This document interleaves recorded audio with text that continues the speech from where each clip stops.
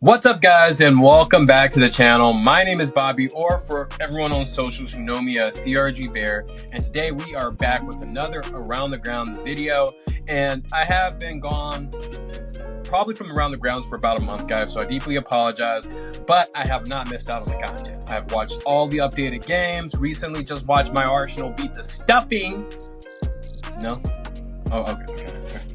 All right. Anywho, we ended up beating Sporting yesterday in the Champions League, which I don't really cover the Champions League. It's mainly been the Premier League. And guys, I do apologize because I know at the start of our season I said I was going to cover MLS, but I felt like with MLS already kicked off and the season almost over, there's no point in just jumping right in the middle of that, covering it at the start. I know I said I was going to drop some stuff about the U.S. men's national team because they have had some games recently under a new helm, but mind you guys, I've been busy, and then I'm trying to get the content out. So deep down, I'm really apologizing. I want to get this out, but sometimes life gets to you. All right. So for that being said, we are going to hit this episode really hard. I have some topics that we cannot miss.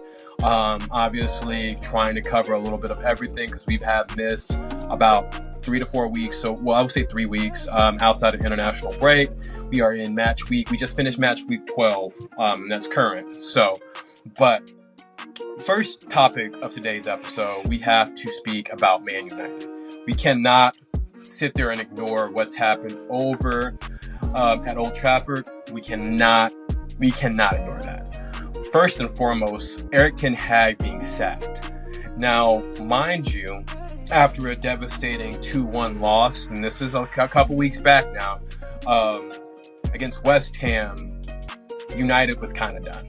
Bottom line, you had a lot of the higher ups already speaking about the replacement of Erik ten Hag. They've tried to work around his process. Mind you, Erik ten Hag has placed Manchester United in a very low situation. Outside of his Carabao Cup win or FA Cup appearance, he didn't do so well as the manager, and he spent up to 450 million pounds, mind you, euros, excuse me, not pounds. So, mind you, the amount of spending and then the amount of quality that wasn't on the pitch, and then there was no true identity with Man United. Plus, given the fact that most of Man United's higher end has given Erik ten Hag more time than they would have given any other manager in that seat before ultimately giving him the boot. But as stated in prior to any of my discussions, I kind of seen that happening and occurring. Just the way things was going, the culture that Man United once had in trying to get back to the glory days, and to see their arch rivals in Manchester City ultimately dominating the last decade and a half really indicates why they want something new and something changed, which insert sporting manager Ruben, or I'm just going to say Ruben, insert sporting manager Ruben. I'm not even going to say his last name, guys, so you know, guys, how I am with last names, so let's get it going. But insert sporting Ruben, he definitely has a lot to prove. He does run a different tactical approach with a 3-4-2-1, which, in my personal opinion, 11v11 formation, that is very unique. Definitely bolsters the way he likes to play throughout the attacking, the mid-third and attacking third, excuse me. But it is definitely successful, especially what he has done with that Sporting team. Mind you, they battered Manchester City 5-1, which has put, we're going to discuss, Manchester City at a 5 loss streak or draws. You know what I mean? They have not won a game in 5, and that's not the case with Man City, which we're going to discuss. Stay on, boy. I'm not even going to go into that, but mind you, that has been something that he, as a manager, Ruben, is coming over to Man United to fix the mistakes of previous managers. Mind you, he can't come over and just make drastic changes. He can't come over and bring the guys that he truly wants to work with the system prior, because of the fact that Erik ten Hag has already spent 450 million euros on so many of these players, to where now it's like he has to use these players, because if not, the value of these players go down, which obviously you lose profit. There's a lot of things going behind the scenes of just wanting to get rid of the player, and the player's not performing well as well. How much are you going to get back? It's how much have you spent on them? And then it's just a lot of politics there. But getting back to the hand of what we're talking about, you also have to think about the way, like I said, Manager R has a big thing that he has to go into, Manager Ruben. But that's just, like I said, that just goes over a little bit. Erik ten Hag getting sacked, sporting manager inserting. He comes in, he plays Ipswich Town, which was a 1-1 draw. Honestly, it really comes off the players' effort, in my opinion, on that game, so I'm not going to go too deep on that. He did end up releasing all his current staff going over. That's something that I didn't mention. He did release 90% of his staff, including Ruud van Nistelrooy, who helped keep the team in order while he was searching for a new manager. They did end up spending, 11 million to secure Manager Ruben over. Now, here's how his formation would look on paper. Depending on how you want to see it, he would probably have Shaw, Belandi, Ergit, Dalit playing as your midfielders.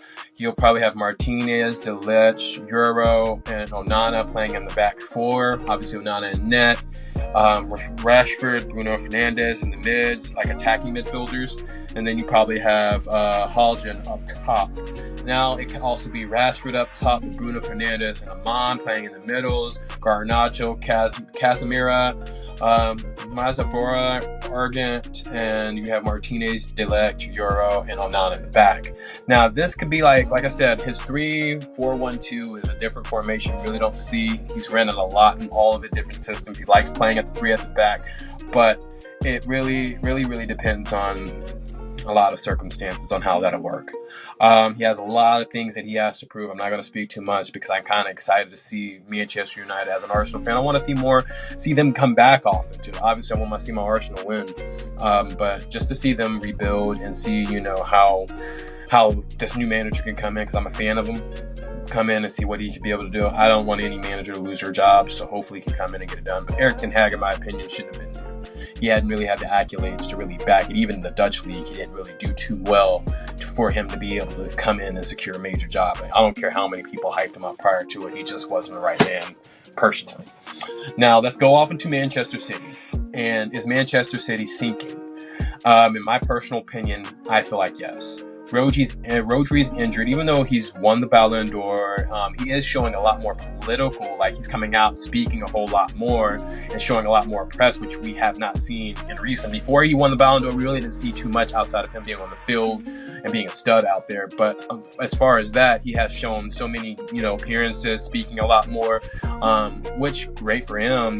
He's advertising, but I feel like it's probably like a distraction on on what's really happening with Manchester City, because we've not seen in Pep Guardiola's manager career, he's never lost or drawn 5 consecutive. And he has not won a game in a long time, conceding up to 14 goals. And this is something that is very frustrating. Mind you, up until recently, he ended up giving up a 3-0 lead to Feyenoord. Which is the Champions League, which he had very much a lot to say on that, which you guys can check out. I really don't cover too much Champions League action, but I couldn't miss out on another loss, which can be the 6th consecutive draw, or, for Manchester City, which is not happening. This is at home, and it's frustrating. But to be battered by the Spurs the way they did and this decomposed was by far the craziest thing we've seen this week. We was not expecting that to occur. And they already are behind almost 11 points from Liverpool. Liverpool topping first, Manchester City second. But they also have some hungry dogs right behind them in my Arsenal, and a few others that's literally right behind them by a point. You have Chelsea, Arsenal, and Brighton 22 points, Man City 23, and Liverpool 31. Now, Obviously, the results of match week 12 was some shockers. You've seen Chelsea win 2-1. You've seen my Arsenal beat Nottingham Forest. You've seen a 2-2 with Aston Villa and Crystal Palace. Bournemouth and Brighton 1-2. Everton and Brentford 0-0 with Wolves and Fulham 1-4. And then you've seen the Spurs and Man City game. Spurs just putting on a clinic, blowing them out. It was just connecting. Timo Werner. That's all I'm going to say on that game. It was really incredible.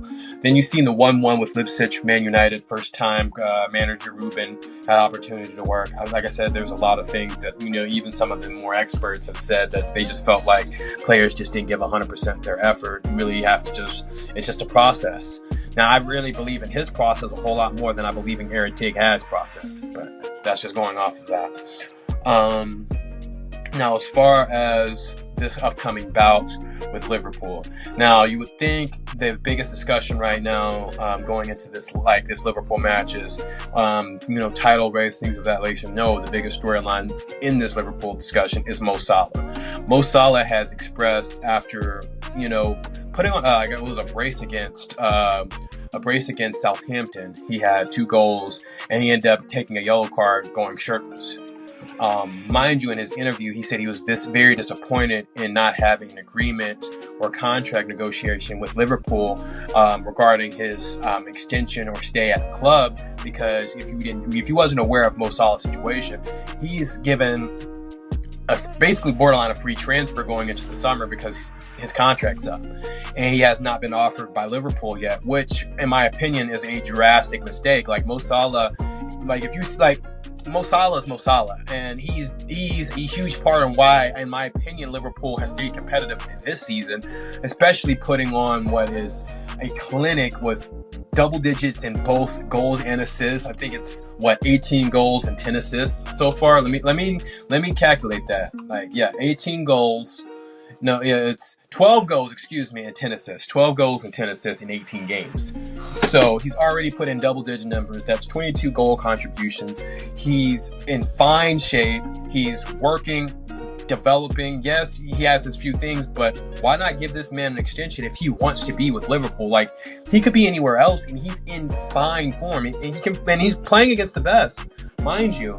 So my opinion, the biggest storylines of this Manchester City and Liverpool game really comes off of the Mo Salah story. But honestly, Liverpool has the opportunity right now to clear Manchester City going into this weekend. Sunday's a big game, and it's early in the season, yes, but as long as Liverpool plays the way they need to play throughout the entire season and not give up, even my Arsenal will have a problem trying to win this title race. We're down 11 points, 13 points.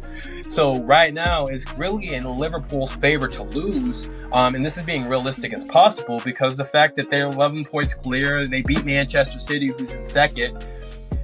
They can clear by, if they win this Sunday, they can clear by 14 points going into match week 14. So yes, there's a long season still remaining, and there's injuries and everything else play a huge part. But as far as things concerned, I feel like Liverpool needs to go ahead and give the contract to Mo Salah, squash all the drama right now, and try to compete for this title race. That is a huge thing. You know what I mean? Bottom line too, you have someone who wants to stay, giving you the goals and assists that you need, help providing for your team. There's no point in continue considering elsewhere, unless you're wanting to lose that player, which who's going to be giving you? He's already in 18 games. He's already got 22 goal contributions. That's a lot to give away for a player. You know what I mean? That statue. Yes, he's asking for a pretty penny, but I believe when the captain left, Jordan Henderson, if I believe that's his name, when he left, you lost a lot of you have money here. I'm sure you have money here to be able to pay him. So guys, that's a little bit about it. Now for title race, as stated, the title race is going to be pretty brutal. You have Liverpool clearing with 31 points. They have 11-point differential from Man City, who's at second with 23. You got Chelsea, Arsenal, Brighton at a 3-way tie with 22 points. Nottingham Forest, Aston Villa, and Spurs are at 19. And that's kind of filling out Newcastle and Fulham at 18, filling out the top 10. Now, as stated before, something to kind of highlight that we're wanting to look at throughout the regular season is if manager Ruben can get Man United from that 12th place, because right now they are only sitting at 16 points. And they're barely over. They're not even in European competition range right now, which is horrible to say when it comes to Liverpool. But with this manager, things can change around.